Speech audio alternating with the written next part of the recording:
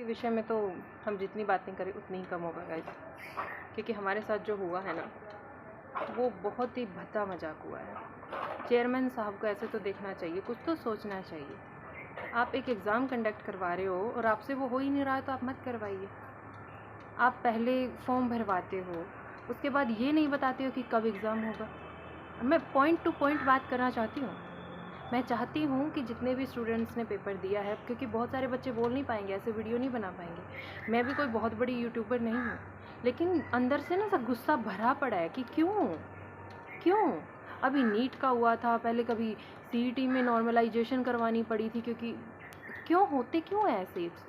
एक सिंपल सी चीज़ है, आपको एक एग्ज़ाम लेना है, उसको वेल मैनर्ड तरीके से आप प्लान कीजिए, अच्छे से उसको एग्ज़ाम दिए, जैसे बच्चों ने दिया है उसी हिसाब से उनका रिज़ल्ट दे दीजिए, बात ख़त्म। ये बीच में आपकी ईवीएम काम नहीं करती है, आपकी डेट ही डिसाइड नहीं होती कि आपने पेपर लेना कब है। उसके बाद आप पोस्टपोन पे पोस्टपोन करे जा रहे हैं। पोस्टपोन कर दिया, लेकिन जो 3 सेंटर्स होते हैं, जो क्या तो बातें बताएं आपको, क्या ना बताएं। दिमाग ख़राब इतना हुआ पड़ा है, कुछ समझ नहीं आ रहा है। पिछले इतने महीनों से हम लगे पड़े थे। एक 3 साल की बेटी है मेरी, उसके साथ पेपर की तैयारी करना, अकेले रहना बहुत मुश्किल है। मुझे ही पता है कि मैंने कैसे तैयारी करी। मेरे पास इतनी हेल्थ प्रॉब्लम्स हैं, उनकी तरफ ध्यान नहीं दिया। मैंने मेरी बेटी को इग्नोर किया, उसको टीवी के आगे बिठा के रखा 3-3 घंटे कि ताकि मैं पढ़ पाऊँ, ताकि मेरा ये क्लियर हो जाए। एक पात्रता परीक्षा ही तो है, क्वालिफाइंग एग्ज़ाम ही तो है, उसमें भी इतनी सारी दिक्कतें। क्यों सील्ड पेपर नहीं है? इसका क्या कारण हो सकता है कि पेपर सील्ड नहीं था? वो जो OMR सीट है, वो क्वेश्चन पेपर के अंदर से क्यों नहीं निकली अब की बार? इसका जवाब कौन देगा? उसके बाद एरर्स इतने सारे क्यों हैं? आपने जब पेपर ChatGPT से बनवाया है क्या? गूगल जेमिनाई से बनवाया है? क्यों सही नहीं है प्रश्न आपके? ये कोई दूसरी या तीसरी क्लास का पेपर था जो बन रहा था, HTET लेवल का पेपर था, PGT और TGT लेवल का बहुत बड़ा एग्ज़ाम होता है, और उसमें ऐसा काम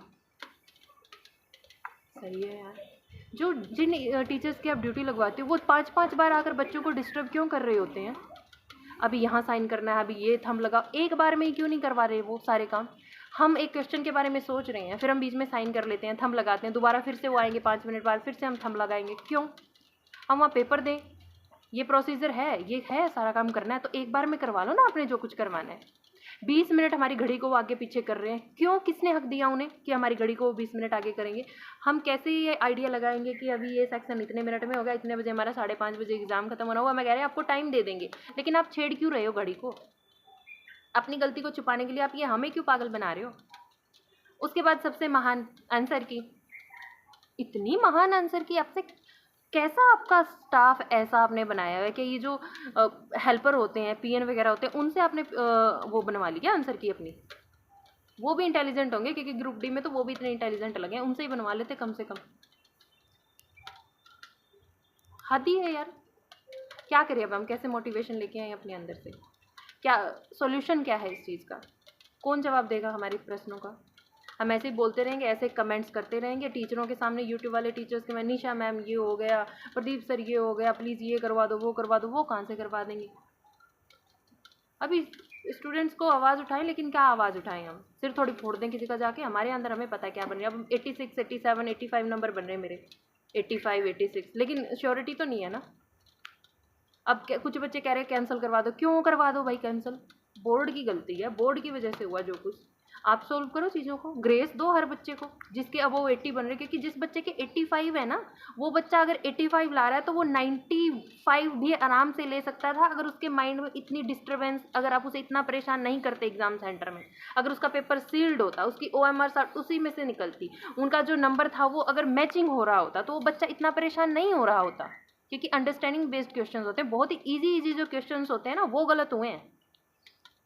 ग्रेस दीजिए, आंसर की आपकी रिवाइज कीजिए और इस समस्या का समाधान कीजिए जल्द से जल्द। ऐसे नहीं कि आप 3 महीने अटका के रखोगे बच्चों को, वरना आप बंद कर दीजिए।